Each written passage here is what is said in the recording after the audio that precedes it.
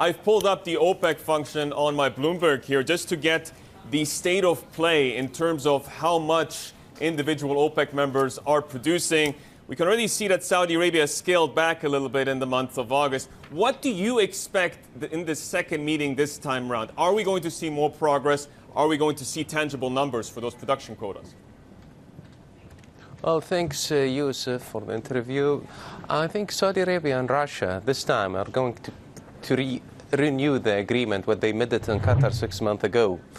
Lately, if you look to the oil prices, still now is competitive relative to the non-OPEC cost of production. What's happened since end of 2014 till now was the shrink of the OPEC share in the global market, which we see right now that OPEC has increased. About the supply of OPEC has reached almost 37% from 32% 2 years ago. So, and the other side, the demand did not grow that much for many reasons. The appreciation of dollar, the new technology which reduced the consumption of oil, the electrical car. So the new technique, I think right now they're gonna agree to cut the production to limited level, to keep prices in $50, which is still cheap and non-efficient to other unconventional producers. If you look to China, for example, production has a shrink by 16% year to year. Please.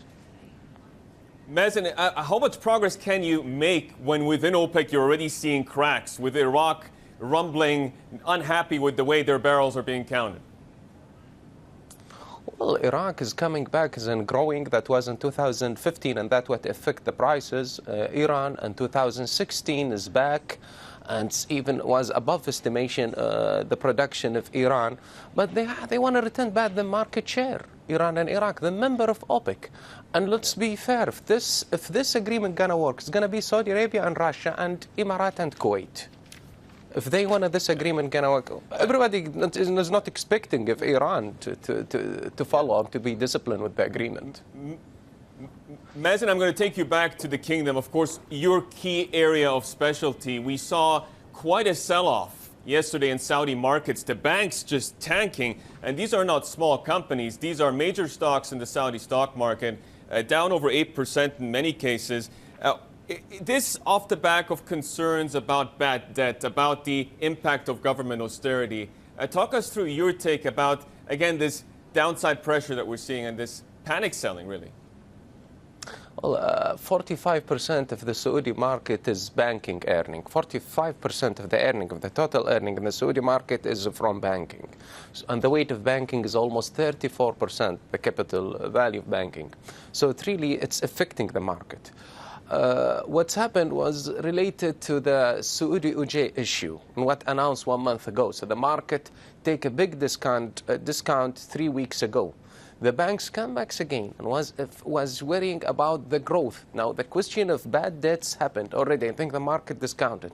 Now it's become other question about growth. The government had cancelled 20 billion project. The government has changed the bonus policy to the public sector, which consists about 62% of the market labor in Saudi Arabia. Much of the coverage in Asia has been about the U.S. election, the presidential debate.